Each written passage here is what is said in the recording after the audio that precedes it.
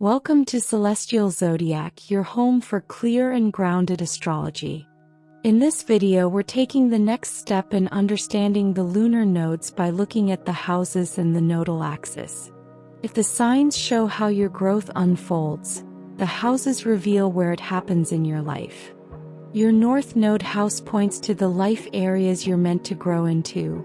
Often unfamiliar, sometimes uncomfortable, but ultimately where forward movement happens. Your South Node house shows where you feel comfortable, what comes naturally, what you've already developed, but also where you can get stuck if you stay too long. And here's the key: the nodes always work together as an axis. You're not meant to abandon one side, you're meant to balance both. The houses represent different areas of life: your identity, money, communication, home, relationships, career, and more. Wherever your North Node falls, that's where growth is calling you forward, while the South Node shows where things feel familiar, but can also become limiting. If your North Node is in the first house, which represents identity, independence, and how you show up in the world, growth comes through developing a stronger sense of self and personal direction, while the South Node in the 7th house, the house of relationships, may keep you overly focused on others or dependent on partnership for validation. If your North Node is in the 2nd house, the house of money, self-worth, and personal stability, growth is about building security and valuing yourself, while the South Node in the 8th house, which deals with shared resources, emotional intensity, and transformation, may pull you into dependency or complicated dynamics. If your North Node is in the 3rd house, the house of communication, learning, and your immediate environment, growth comes through curiosity and staying present, while the South Node in the 9th house, associated with beliefs, higher learning, and big picture thinking, may keep you focused on distant ideas without grounding them. If your North Node is in the 4th house, the house of home, family, and emotional foundation, growth happens through building inner security and emotional connection, while the South Node in the 10th house, the house of career, status, and public life, may keep you focused on achievement or external validation. If your North Node is in the 5th house, the house of creativity, self-expression, and joy, growth comes through embracing individuality and passion, while the South Node in the 11th house, associated with groups, friendships, and the collective, may keep you focused on others instead of yourself. If your North Node is in the 6th house, the house of routine work and daily habits, growth is about structure, discipline, and practical improvement, while the South Node in the 12th house, which relates to isolation, the subconscious, and spirituality, may pull you into escapism or lack of direction.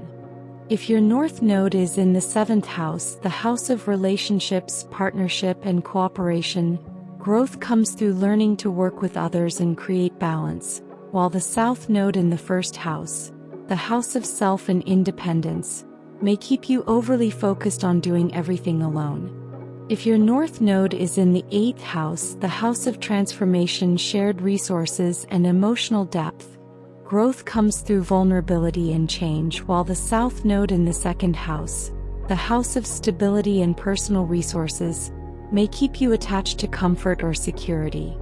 If your North Node is in the 9th house, the house of belief, purpose, and expanding your worldview, growth is about seeking meaning and direction, while the South Node in the 3rd house, the house of information and communication, may keep you focused on small details or scattered thinking. If your North Node is in the 10th house, the house of career, responsibility, and long-term goals, growth comes through stepping into leadership and building something lasting, while the South Node in the 4th house, the house of home and emotional comfort, may keep you in familiar or private spaces.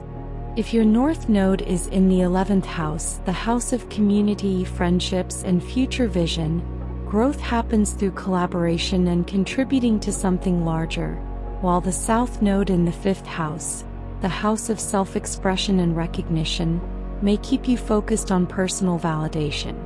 If your North Node is in the 12th house, the house of spirituality, surrender, and the subconscious, growth comes through letting go, trusting intuition, and connecting to something greater, while the South Node in the 6th house, the house of control, routine, and daily work, may keep you focused on perfectionism or overstructure. Many people feel stuck because they're over-relying on their South Node house. It feels natural. It feels safe. It's where you know how to function. But over time it can become repetitive. You may notice the same patterns showing up again and again in that area of life. Relationships, career, home, or personal habits. The North Node house often feels unfamiliar or even uncomfortable, which is why it's easy to avoid.